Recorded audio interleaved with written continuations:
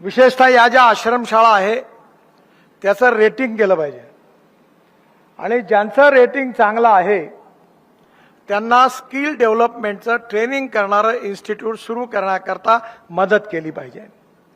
ओरिसामध्ये आपल्या एक मोठ्या अधिकारी होत्या, माझ्याबरोबर आता त्या काम करतात, अलका मिश्रा. त्या रेल्वे बोर्डाच्या नंबर 2च्या अधिकारी होत्या. त्यांनी बडोद्याला एक लॉजिस्टिक युनिव्हर्सिटी सुरू केली आणि ओरिसामध्ये वर्ल्ड बँकेच्या सहकार्याने स्किल्ड युनिव्हर्सिटी सुरू केली 400 कोटी रुपयाची आणि लाखो मुलांना प्रशिक्षित करण्याची या योजना तयार केल्या. आज जेव्हा उईके साहेब माझ्याकडे आले होते तेव्हा चर्मकार समाजाची एक मुलगी माझ्याकडे आली होती. ती एअर होस्टेस म्हणून सिलेक्ट झाली. आपल्या अरुणाचल, मेघालय, त्रिपुरा भागातल्या अनेक मुली काही आदिवासी समाजातल्या आहेत, त्या प्रशिक्षण घेऊन इंडिगोमध्ये, एअर इंडियामध्ये एअर होस्टेस म्हणून काम करतात. Low M is crime. त्यामुळे येणाऱ्या काळामध्ये आपल्या मुलामुलींना उत्तम शिक्षण आणि उत्तम कौशल्य हे कसं मिळेल याकरता विविध योजना करण्याची आवश्यकता आहे.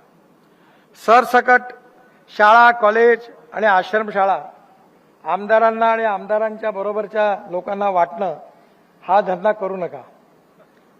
मी पण वाटला माझ्या काळामध्ये पालकमंत्री असताना, पण मी त्यांना सांगितलं की इमानदारीने काम करा, मुलांना चांगलं शिकवा, चांगलं अन्न द्या आणि आपल्या भविष्यात आपल्या पायावर उभे राहिले पाहिजे याची काळजी घ्या. आणि मग 2 पैसे तुम्ही कमवा, पण तुम्ही सगळेच पैसे आपल्या पोटात घालाल आणि आदिवासी विकासाच्या गप्पा कराल असं नाही जमणार.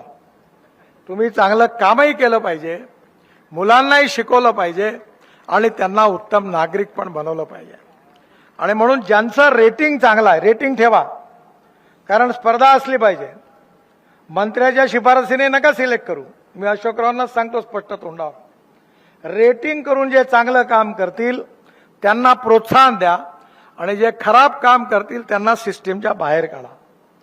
तर गुणवत्ता सुधरेल आणि गुणवत्ता सुधारली तर तुमच्यातून उद्याच्या भविष्यातले अनेक चांगले नागरिक, चांगले खेळाडू, चांगले संशोधक आणि चांगल्या प्रकारची मुलं तयार होतील.